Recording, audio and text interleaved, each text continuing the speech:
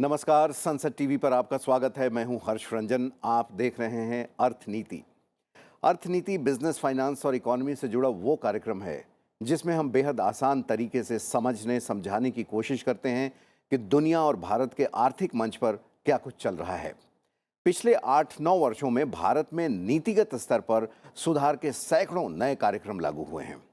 इनमें से एक है जल जीवन मिशन के तहत अगस्त 2019 में लॉन्च हुआ हर घर जल कार्यक्रम। आपको जानकर हैरानी होगी कि हर घर जल कार्यक्रम से जहां ग्रामीण परिवारों के लिए घर पर ही शुद्ध पेयजल की उपलब्धता सुनिश्चित हुई है, जल जनित रोग कम हुए हैं, वहीं देश की अर्थव्यवस्था को भी इस योजना से भारी फायदा पहुंच रहा है।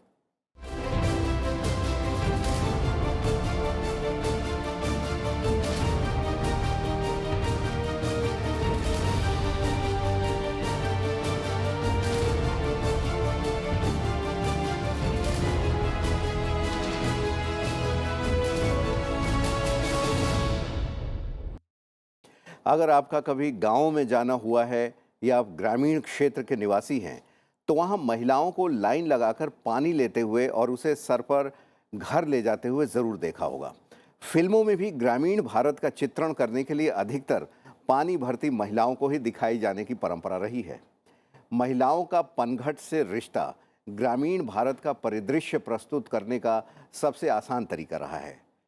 मगर 15 अगस्त 2019 के बाद से गांव से ये दृश्य गायब होने लगा है और अब शायद ही गांव की महिलाओं को मजबूरी में पानी लाने जाना पड़ता हो।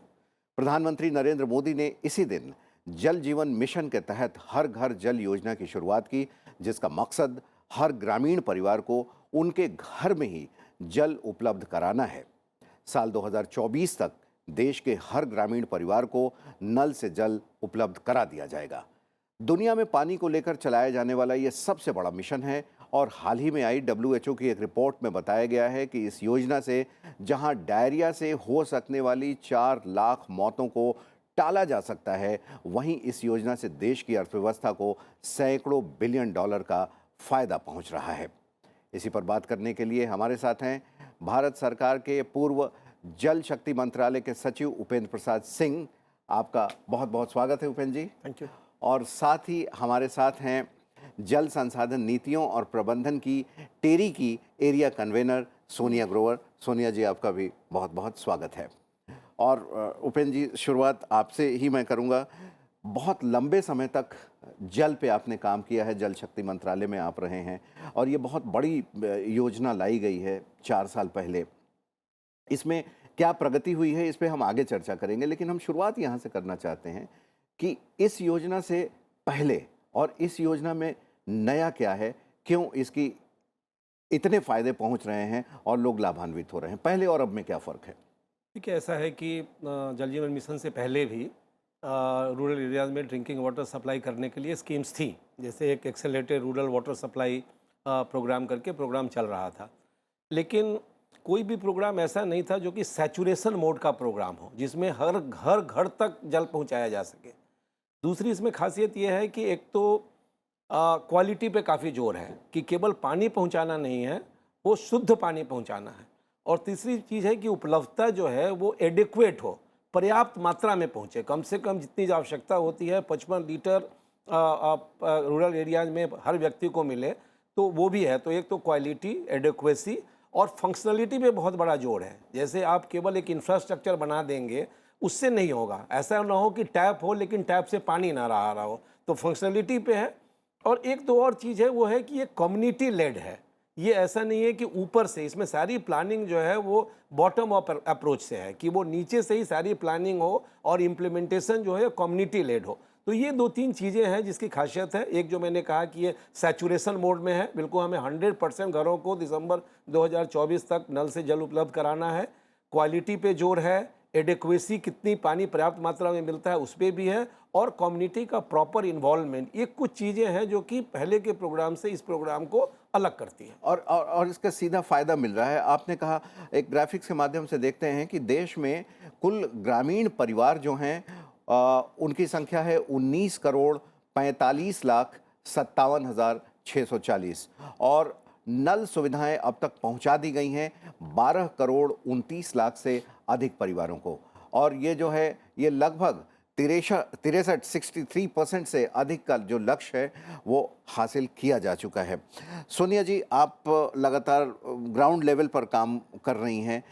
एक WHO की रिपोर्ट आई है और हमने उसका उल्लेख भी किया कि एक तो स्वास्थ्य है कि लोगों का स्वास्थ्य सुधरेगा, और दूसरा जो हमारी अर्थव्यवस्था है, अर्थव्यवस्था को बूस्ट मिल रहा है इससे। तो हम पहले आपसे जानना चाहते हैं कि किस तरीके से लोगों का स्वास्थ्य सुधर रहा है, किस तरीके से मौतें कम हो रही हैं, और आपने गांव में देखा होगा, आप लोगों का काम वहाँ होता है, कैसे लोग लाभान्वित हो रही हैं, खास करके महिलाएं। जी, तो जैसे कि WHO की रिपोर्ट ने भी कहा कि इससे कुछ 4 लाख मौतें जो डायरिया से होती हैं, जो कि एक वाटर बॉर्न डिजीज़ है, स्वच्छ पेयजल ना मिलने से जो होती है, उसको रोका जा सकता है। तो जब हम मौतें रोकेंगे, हम प्रोडक्टिविटी बढ़ा रहे हैं और इससे हमारी जो इकोनॉमी है उसमें बूस्ट मिलेगा। जो महिलाओं की आपने बात करी, जैसे कि एक अमूमन एवरेज निकाली गई है कि 45 से 60 मिनट कुछ महिलाओं के लगते थे पानी भर के लाना, और उसको अगर हम थोड़ा सा एस्टिमेट करें तो कम से कम ये 27 से 30 दिन है रोज़गारी के जो उनके चले जाते हैं पानी लाने करने में। पर अगर हर घर में जल उपलब्ध होगा तो वो महिलाएं, वो बच्चे या जो भी उसमें लगा होगा वो कुछ और काम कर सकते हैं, प्रोडक्टिव काम कर सकते हैं, जिससे कि ऑफ कोर्स हमारी जीडीपी में भी फिर इसकी दिखेगा कि हमारे फाइनेंशियल बेनिफिट्स, प्रोडक्टिविटी बढ़ेगी। और अगर हम एक बच्चों के लिए हेल्दी चाइल्ड जो होगा वो हेल्दी फ्यूचर हमारा बिल्ड करेगा कंट्री का। तो ये एक बहुत ही बेसिक नीड है जो कि पहुंच रही है जल जीवन मिशन के थ्रू, जिसमें कि जैसे कि सर ने भी कहा कि पेयजल की क्वालिटी पे, उनकी गुणवत्ता पे भी ध्यान दिया जा रहा है। तो एक साफ पेयजल पहुंचना एक राइट भी है, ह्यूमन बेसिक नीड भी है, और उससे बहुत तरह के फ़ायदे हमें देखे जा सकते हैं, इकोनॉमिक भी। बिल्कुल उपेंद्र जी, ये जो जल की गुणवत्ता है, शुद्ध शुद्ध जल की बात आपने भी की, सोनिया जी ने भी की, इसका ये मतलब है कि काफ़ी टेस्टिंग सेंटर्स को भी स्थापित करना होगा, लोगों को उस बारे में बताना भी होगा कि वो शुद्ध जल और जो अशुद्ध जल है उसके बीच का फ़र्क समझें। कैसे हो पा रहा है ये ऐसा है कि इसकी एक एक्सपर्ट कमेटी और टेक्निकल कमेटी भी बनाई गई है। टेक्निकल कमेटी जो है वो दोनों क्वालिटी भी देख रही है और मॉनिटरिंग बाकी एस्पेक्ट्स भी देख रही है। और जैसा कि आपने सही कहा, बहुत ज़्यादा संख्या में इसकी टेस्टिंग लैब्स बनी हैं।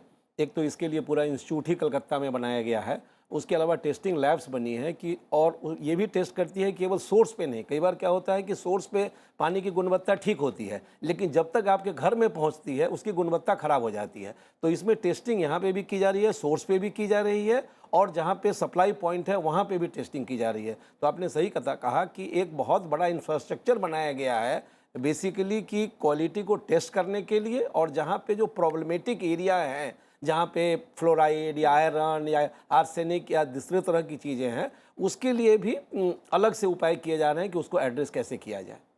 बिल्कुल, एक डेटा हमारे सामने है कि जनवरी से लेकर मार्च इस साल 2023 तक इस मिशन के तहत प्रति सेकंड एक नल का कनेक्शन दिया गया। अगर देखें कि जिस गति से काम हो रहा है, शक्ति तो है ही जल में, लेकिन साथ ही इस मिशन में गति भी है, और इस गति से कि हर सेकंड एक नल का कनेक्शन दिया गया। और इस बारे में प्रधानमंत्री नरेंद्र मोदी जी का क्या कहना है, उनकी बात सुन लेते हैं। एक स्टडी में सामने आया है कि जब हर घर पाइप से पानी पहुंचने लगा तो डायरिया से होने वाली 4 लाख मौत होने से बच गई, 4 लाख जिंदगियां बच गई। यानी जल जीवन मिशन 4 लाख लोगों का जीवन बचाएगा।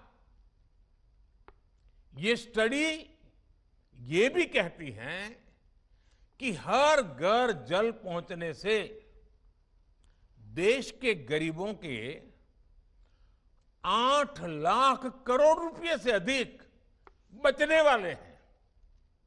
यानी गरीब के घर में पैसा बचने वाला है, मध्यम वर्ग के परिवार का पैसा बचने वाला है। जाहिर सी बात है, जैसे हमने सुना, अगर 8 लाख करोड़ रुपया बच रहा है मध्यम वर्ग, गरीब वर्ग, ग्रामीण परिवार, तो 2 जगह इसका में सीधा फ़ायदा होता हुआ दिख रहा है। एक तो कंजम्पशन बढ़ेगा क्योंकि लोग ख़रीदारी करेंगे, पैसे, स्पेंडिंग पावर उनकी बढ़ेगी, जो कि इकोनॉमी में जाएगा। साथ ही इतनी बड़ी योजना आप लोगों ने चलाई, इससे काफ़ी रोजगार का सृजन भी हुआ होगा। तो इसका जो इकोनॉमिक फाइनेंशियल एस्पेक्ट है, खास करके किस तरीके से हमारी जीडीपी को ये बढ़ा रहा है, उस पर आप कुछ प्रकाश डालें। इसको कहने से पहले जो आपने गति की बात की थी उस पर मैं थोड़ा कहना चाहूँगा जी। कि जितनी जैसा ये प्रोग्राम मॉनिटर्ड है वैसा बहुत कम प्रोग्राम आपको मिलेगा जिसकी मॉनिटरिंग हाईएस्ट लेवल पे इतनी हुई होगी। करीब करीब कोई महीना ऐसा नहीं होता है कि जैसे हमारे मंत्री हैं जल शक्ति के मंत्री, वो वहाँ के मुख्यमंत्री मंत्रियों से बातें करते हैं, सचिव के स्तर पर भी होती है, हमारी पूरी टीम जाती है। और जैसा कि आपने कहा कि जो 19 करोड़ 46 लाख 19.46 करोड़ घर थे, उसमें उस समय जब 15 अगस्त 2019 को ये प्रोग्राम लॉन्च हुआ था तो केवल 3.24 करोड़ घरों में नल से पानी उपलब्ध कराया जा रहा था। मतलब बचे हुए थे 16.22 करोड़। उसमें से 9.05 करोड़ को ऑलरेडी घर फंक्शनल टैप कनेक्शन दिया जा चुका है। तो आज के दिन में बचते हैं 7.17 करोड़। कई बार लोग ये कहते हैं कि अब आपके पास समय तो कम बचा है, दिसंबर 24 तक इस प्रोग्राम को समाप्त होना है, तो ये 7 करोड़ हो पाएगा कि नहीं? मैं कहूँगा होगा। उसका कारण है कि कोई भी प्रोग्राम जब शुरू में लॉन्च किया जाता है तो उस प्रोग्राम में प्लानिंग में काफ़ी समय लगता है। तो प्लानिंग में समय लगा, एस्टिमेट्स बनाने में समय लगा, टेंडरिंग करने में जहाँ टेंडरिंग की ज़रूरत है उसमें समय लगा। तो आप देखेंगे कि पहले 2 सालों में स्टेट गवर्नमेंट ने पहले साल में 10,000 करोड़ से कम सेंट्रल सेक्टर का जो फंड है उसमें से 10,000 करोड़ से भी कम लिए थे। उसके बाद उन्होंने 10,000 करोड़ लिए, उसके बाद तीसरे साल में उन्होंने 40,000 करोड़ लिए और पिछले साल करीब 55,000 करोड़ जो है स्टेट्स ने जो सेंट्रल शेयर है उसमें से लिए।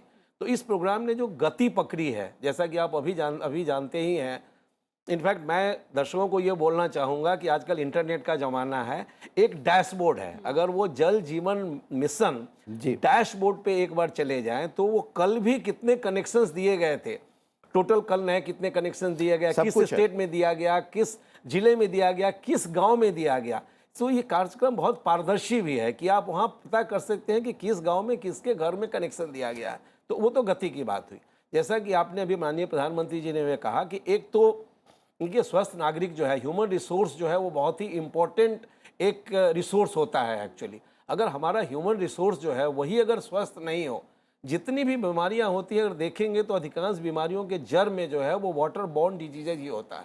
तो इसलिए एक तो जैसा कि आप पहले भी डिस्कस हो चुका है कि अगर पानी की शुद्धता हो तो एक तो डिजीजेज घटेंगे। जो इन्होंने अभी बताया कि जो महिलाओं का एक अच्छा खासा जो उनका काम था वो केवल पानी को लाने में चला जाता था, उसका उपयोग हो सकता है क्या कहते हैं, मतलब अच्छे ढंग से उसको यूटिलाइज किया जा सकता है। तो ये तो सही है कि इससे आर्थिक फायदे बहुत होंगे।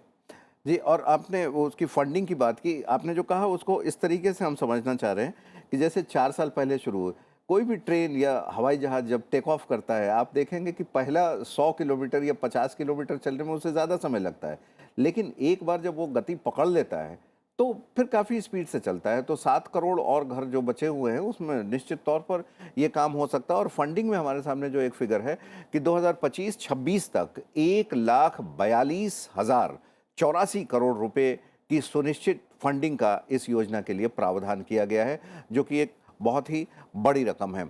आपसे बात हो रही थी, आपने महिलाओं के बारे में बताया कि किस तरीके से महिलाओं का समय बच रहा है, वो अपने समय का इस्तेमाल रोजगार के लिए कर सकती हैं। साथ ही महिला सशक्तिकरण पर भी बहुत काम हो रहा है। क्या हर घर जल योजना को हम महिला सशक्तिकरण से भी जोड़कर देखें? यदि हाँ, तो कैसे सशक्तिकरण हो रहा है? और साथ ही ये भी बताएं कि क्या ये घर तक ही पहुंच रहा है या आंगनवाड़ी संस्थाओं, स्कूलों या इस तरीके के कॉमन प्लेसेस पर भी ये योजना जारी है? तो महिलाओं ने इसमें बहुत ही अहम भूमिका निभाई है। जैसे कि हम सब जानते हैं कि पानी को, जल को महिलाओं के साथ ही जोड़ा जाता है कि ये उन्हीं की रिस्पॉन्सिबिलिटी है। तो इसको मद्देनज़र रखते हुए सरकार ने जो ये प्रोग्राम में एक बहुत अच्छा प्रावधान दिया है वो ये है कि महिलाओं की भागीदारी होनी चाहिए, जिसके अंदर के पानी समिति जो बनाई जा रही है हर गांव के अंदर, उसमें कम से कम जो 50% रिप्रेजेंटेशन है वो महिलाओं का हो, 25% ग्राम पंचायत के मेंबर्स का होता है और बाकी 25% पिछड़ी जातियों का होता है। तो एक जो कमेटी बनाई गई है उनको शुरू से प्लानिंग से लेकर इम्प्लीमेंटेशन में, उसके बाद रख रखाव, निगरानी के लिए महिलाओं को जोड़ा गया है ताकि वो समझें अपने इसको एक जिम्मेवारी और गांव के लिए वो डिसीजन ले सके और दूसरा इस कार्यक्रम के अंतर्गत महिलाओं को ट्रेनिंग दी जा रही है कि फील्ड टेस्टिंग किट, जो पानी की गुणवत्ता है उसको वो खुद जान सकें, देख सकें कि जो पानी पेयजल उनके घर पे आ रहा है या उनके गांव तक पहुंच रहा है उसकी गुणवत्ता कैसी है। उनको ट्रेन करा जा रहा है, उनकी स्किल को बढ़ाया जा रहा है कि कैसे वो उसको टेस्ट कर सकते हैं आसानी से, और अगर उसमें कुछ भी दिक्कत है तो वो कैसे उसको अपस्केल कर सकते हैं, उस इशू को कहाँ लेके जाना है और कैसे उसको ठीक करना है। एक तो ये है। दूसरा, आपने जैसे कहा कि खाली घरों तक नहीं, हमारे ग्रामीण इलाकों में primary health centres, anganwadi, school, ये बहुत इम्पॉर्टेंट इंस्टीट्यूशन है। और हमारे आंगनवाड़ी में 6 साल तक के बच्चे जाते हैं जिनको मिड डे मील मिलती है, उनके लिए ये स्वच्छ पेयजल बहुत ज़रूरी है। तो ये जो स्कीम है ये आंगनवाड़ी, स्कूलों, हर जगह तक पहुंचाई जा रही है ताकि होलिस्टिकली कवर करा जाए ग्रामीण क्षेत्रों को, खाली घर नहीं। ऐसे इंपॉर्टेंट इंस्टीट्यूशन जहाँ पे कि स्वास्थ्य और पोषण की बातें होती हैं आंगनवाड़ी, वहाँ पे भी ये जल अपना वैसा स्वच्छ प्राप्त हो। उपेंद्र जी, ये बहुत ही इम्पोर्टेंट बात करें कि केवल घर तक ही जल पहुँचे तो वही सफिशिएंट नहीं है, क्योंकि बच्चे दिन में स्कूल में होंगे, महिलाएं कहीं आंगनवाड़ी में होंगी, तो उनको हर वक्त शुद्ध जल मिले जिस ताकि उनका स्वास्थ्य ये हो। जब इस योजना की शुरुआत हो रही थी उस वक्त आप लोग काम कर रहे थे इस पे, क्या कुछ सोचा गया, सरकार का हॉलिस्टिक व्यू क्या था, और ये भी सोचा गया होगा कि इतने बड़े देश में इतने राज्यों के साथ इतनी बड़ी आबादी, इतने परिवार, इसमें कुछ चुनौतियां भी आएंगी? देखिए, एक तो ये मिशन जो है जल जीवन मिशन, इसके अंदर सब मिशंस भी हैं। एक तो क्वालिटी का सब मिशन है, लेकिन एक सब मिशन था कि हम तब तक वेट ना करें, क्योंकि हमारे लिए schools, anganwadi centres, community health centres, gram panchayat, ये हमारे लिए प्रायोरिटी थे।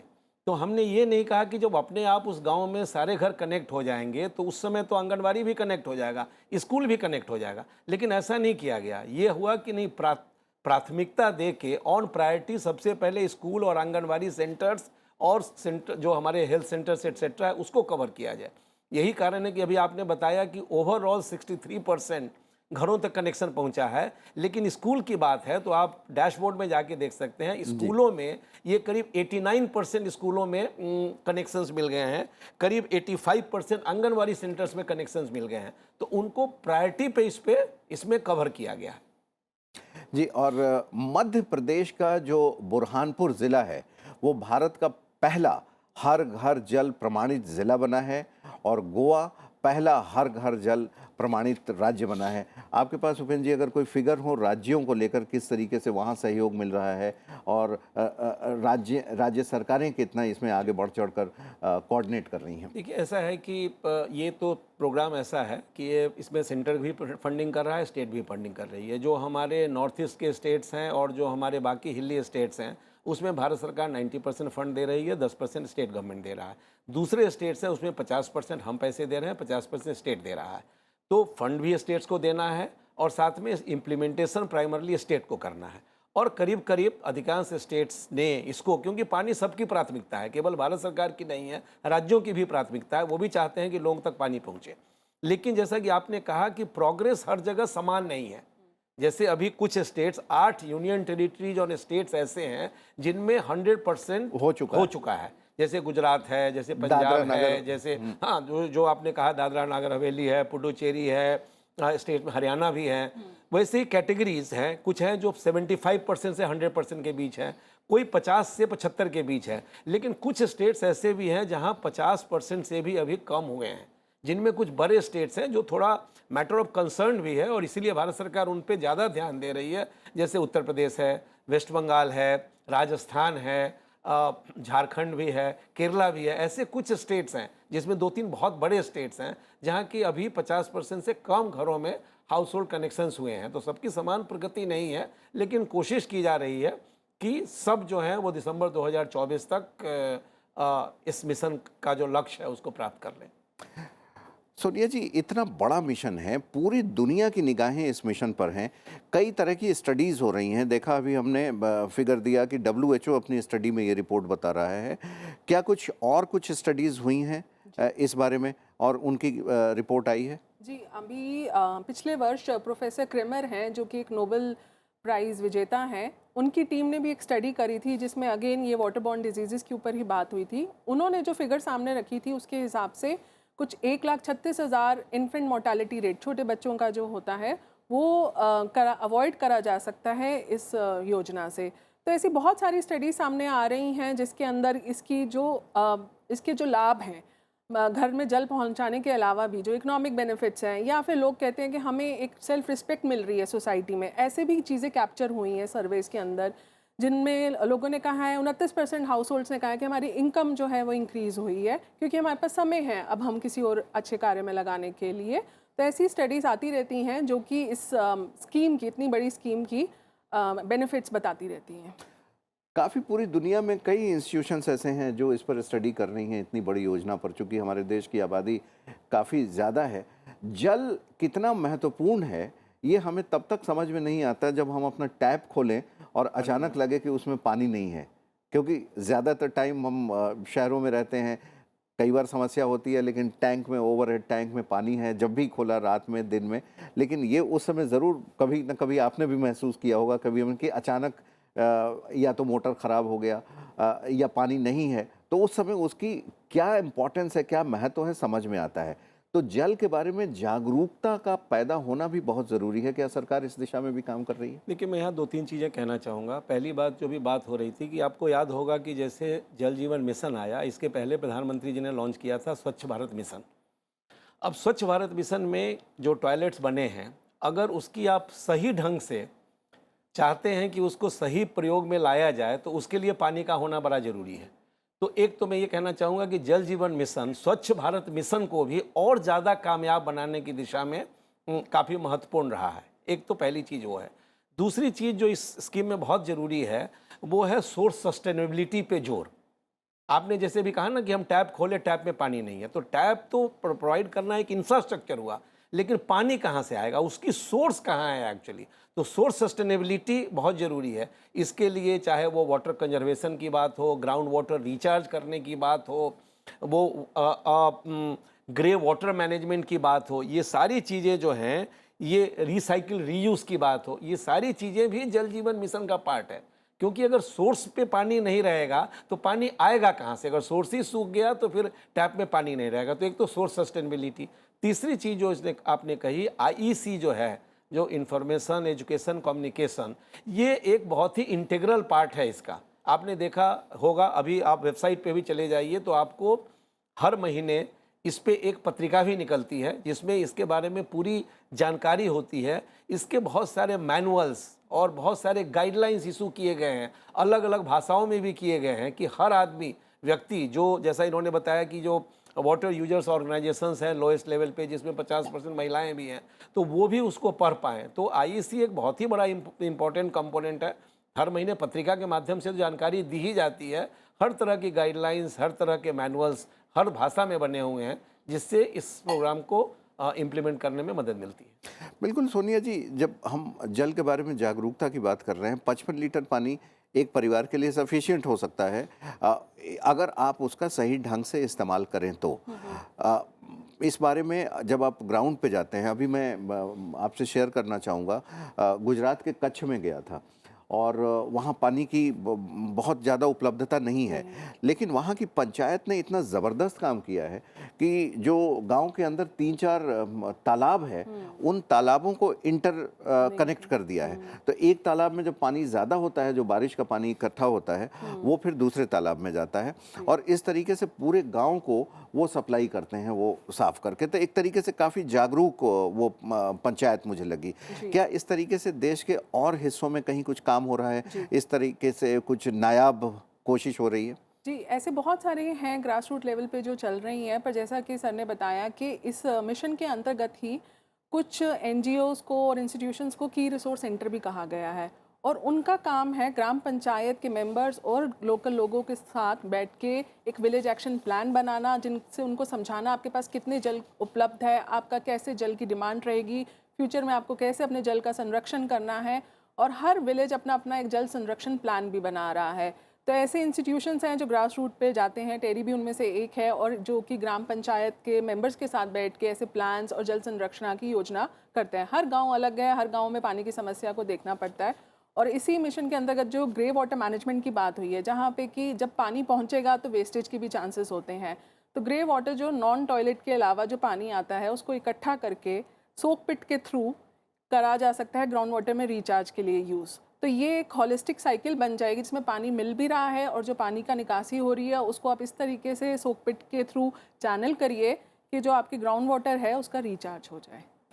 2024 तक जब ये मिशन पूरा हो जाएगा, हर ग्रामीण परिवार को नल मिल जाएगा और जल भी मिलने लगेगा। उसके बाद नेक्स्ट स्टेप क्या है? देखिए, कोई भी चीज़ हम क्या करते हैं कि जितना कंस्ट्रक्शन किसी चीज़ का इम्पोर्टेंट है, उतना ही ऑपरेशन मेंटेनेंस भी उतना ही इम्पोर्टेंट है एक्चुअली। तो हम तो कई बार क्या होता है कि हम तो ऐसे ही मजाक में कई बार कहते हैं कि we pay for construction, we don't pay for performance. तो कंस्ट्रक्शन जैसे ख़त्म हुई, हम निकल लिए, तो वो ऐसा स्कीम नहीं है, ये इंफ्रास्ट्रक्चर का केवल स्कीम नहीं है एक्चुअली। तो आगे भी ये इसको ऑपरेट कैसे होते रहे, कम्युनिटी कैसे ऑपरेट करते रहे, कैसे मेंटेन करते रहे, जल की शुद्धता कैसी बनी रहे, और जो सबसे बड़ी बात मैंने कही कि इस पे काम करना, कि सोर्स सस्टेनेबिलिटी पे काम करते रहना है। क्योंकि ऐसा ना हो कि 10 साल के बाद, आज तो वहाँ टैप से पानी आ रहा है, 5 साल के बाद वहाँ से टैप से पानी आना बंद हो जाए, क्योंकि वहाँ पे जो ग्राउंड वाटर का लेवल ऐसा हो गया है, या जहाँ से भी सोर्स आ रहा है, बिकॉज हमारा मेन जो सोर्स है ड्रिंकिंग वाटर का, वो ग्राउंड वाटर सोर्सेज होता है। सरफेस वाटर से भी आते हैं, बट आज के दिन में ग्राउंड वाटर भी एक स्ट्रेस में है। तो इसलिए इस स्कीम को केवल एक स्कीम के हिसाब से नहीं देखना चाहिए। मैं तो कहूँगा कि जैसे अटल भूजल योजना है, जिसका मुख्य उद्देश्य है कि कैसे हम ग्राउंड वाटर कम्युनिटी पार्टिसिपेशन से ग्राउंड वाटर को रिचार्ज करें, उसका लेवल बढ़ाएं। अब उस स्कीम का सही इम्प्लीमेंटेशन भी इस स्कीम के सक्सेस के लिए बहुत ज़रूरी है। तो मैं यही समझता हूँ कि फ्यूचर में भी हमारे पास ये रहेगा। प्लस देखिए, जनसंख्या बढ़ती जाती है, हाउस होल्ड भी बढ़ते जाते हैं। ऐसा नहीं है कि हमने जो 19 करोड़ बोल दिया तो वो हमेशा के लिए 19 करोड़ घर ही रह गए। और जैसे घरों में बंटवारा होता है तो लोग नया घर बनाते हैं, कहीं पुराना घर था, मिट्टी का घर था, उसको छोड़ के हमने ईंटों का कहीं और घर बनाया, तो ये हाउस होल्ड भी बढ़ते रहेंगे। इसीलिए स्वच्छ भारत मिशन में भी, जहाँ पे बाकी चीज़ें स्वच्छ भारत मिशन 2 में भी ऐसा देखा गया है कि नए नए घर आ रहे हैं तो उसमें टॉयलेट भी बनाना है, प्लस साथ में दूसरी चीज़ें जो हैं, जैसे वहाँ पे वेस्ट का मैनेजमेंट, सॉलिड वेस्ट का मैनेजमेंट है, यहाँ पे लिक्विड वेस्ट का मैनेजमेंट। जैसे अभी कहा गया कि जितना आसानी से पानी उपलब्ध होगा, चांसेज हैं कि पानी की बर्बादी भी थोड़ी ज़्यादा होगी। तो कैसे हम उस बर्बादी को रोकें, कैसे वाटर कंजर्वेशन पे हर आदमी को शिक्षित करें। इनफैक्ट जब स्कूलों में ये बन रहा था, टैप लगाया जा रहा था, मैं उस समय ये ड्रिंकिंग वाटर एंड सैनिटेशन के सेक्रेटरी के भी एडिशनल चार्ज में था। तो मैं ये कहता था कि जिस स्कूल में हम टैप कनेक्शन दे रहे हैं, उस स्कूल के छत पे हम एक रेन वाटर हार्वेस्टिंग स्ट्रक्चर जरूर लगाएं। क्योंकि उससे केवल रेन वाटर हार्वेस्टिंग नहीं है, वहाँ बच्चे जब रेन वाटर हार्वेस्टिंग लगता है तो बच्चे पूछेंगे कि यहाँ पे क्या हो रहा है, क्यों हम ये पानी जो है वो नीचे कहाँ जा रहा है, एक्यूफर क्या है। तो इसकी जानकारी बच्चों को भी होगी, इसकी जानकारी शिक्षकों को भी होगी। तो मुझे लगता है कि बहुत सारी ऐसी चीज़ें हैं जो कि हमें फ्यूचर में भी करती रहनी है, सो दैट कि ये जो टैप है, ये टैप पे पानी बंद ना हो, पानी की गुणवत्ता प्रभावित ना हो, पानी की जो पर्याप्त मात्रा है वो प्रभावित ना हो। इसके लिए हमें सतत काम करते रहना पड़ेगा, क्योंकि जल ही जीवन है, ये कहावत है। और आपने बिल्कुल सही कहा कि अगर ग्राउंड वाटर स्ट्रेस में रहेगा, हम उसको रिचार्ज नहीं करेंगे तो पानी की कमी हो सकती है, और पानी की कमी का क्या असर होगा ये किसी को बताने की ज़रूरत नहीं है। तो दर्शकों, हमने देखा कि किस तरीके से भारत सरकार के प्रयासों से हर ग्रामीण परिवार को नल से जल सीधा मिल रहा है। लेकिन ख़ास बात यह है कि लोगों को जागरूक भी होना पड़ेगा कि वो जल की बर्बादी न करें और जल संचय करें। आज के एपिसोड में आप दोनों मेहमानों का आने के लिए बहुत बहुत शुक्रिया। Thank you. दोस्तों, आप देखते रहिए सनसेट टीवी। अगले सप्ताह आपसे फिर मुलाकात होगी। हमें दीजिए इजाज़त। नमस्कार।